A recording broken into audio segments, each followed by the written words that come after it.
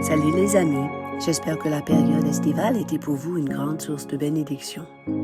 Une question me travaille depuis la rentrée.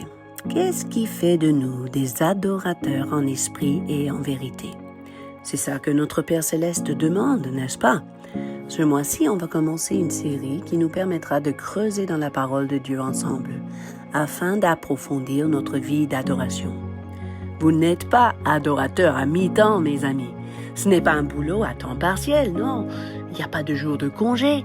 À tout moment de la journée, la soirée ou la nuit même, que votre interaction avec le Seigneur commence par une décision de lui offrir une véritable adoration. Le point de départ, évidemment, est l'état de votre cœur. Dieu cherche des cœurs authentiques. Vous connaissez certainement Proverbe 4:23. Garde ton cœur plus que toute autre chose, car de lui viennent des sources de la vie. Vous savez, j'aime aussi le côté pratique de la Bible, et je trouve que les versets qui suivent, versets 24 à 27, nous révèlent comment garder nos cœurs. Écarte ta bouche de la fausseté, éloigne de tes lèvres des détours. Que tes yeux regardent en face, que tes paupières se dirigent devant toi. Considère le chemin par où tu passes, et que toutes tes voies soient bien réglées.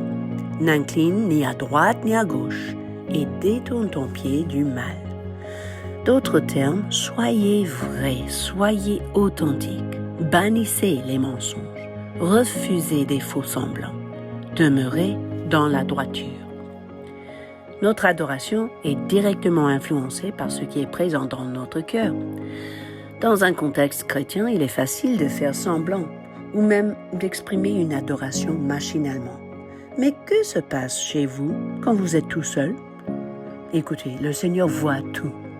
À un moment donné, il a envoyé le prophète Ésaïe pour parler à son peuple, disant dans Ésaïe 29:13, « Quand ce peuple s'approche de moi, il m'honore de la bouche et des lèvres, mais son cœur est éloigné de moi. » Et le Nouveau Testament nous avertit dans Hébreux 3:12, « Prenez garde, frères, que quelqu'un de vous n'ait un cœur mauvais et incrédule, au point de se détourner du Dieu vivant. » Le contraire d'un cœur authentique est un cœur éloigné, un cœur incrédule.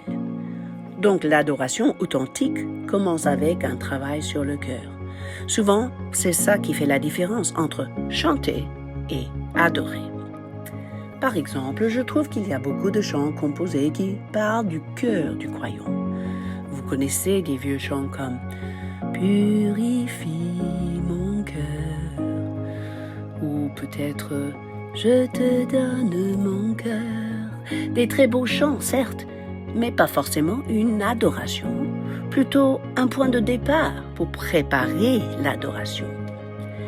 D'ailleurs, au sujet des chants, cette année, nous allons produire pour notre chaîne YouTube des vidéos qui vont vous aider à choisir des chants, à les placer au bon endroit dans votre culte personnel, ou même dans les cultes de vos assemblées si vous êtes louangeur. En tout cas, vous pourrez formuler votre propre prière de consécration et d'humilité devant Dieu, avec ou sans musique, pour assurer que vous offrez à Dieu l'adoration d'un cœur authentique. Vous pourrez devenir adorateur en esprit et en vérité, commençant aujourd'hui, avec un moment prolongé de transparence devant le trône de grâce. Puis quand le Seigneur met le doigt sur une fausseté ou l'insincérité, l'hypocrisie ou même l'autosuffisance, réagissez rapidement et humblement, sans vous justifier. Parfois, j'en pleure, franchement, si je constate que mon cœur s'est éloigné ou s'est surchargé de distractions et de préoccupations. Par moments même, l'irritation ou la frustration peuvent faire blocage à la vraie communion avec Dieu.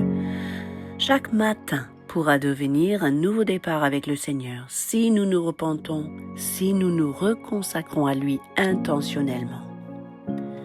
Un autre élément qui peut polluer notre adoration est l'offense. J'en parlerai davantage ultérieurement, mais pour l'instant, juste un petit rappel des paroles de Jésus dans Matthieu 5, 23 à 24.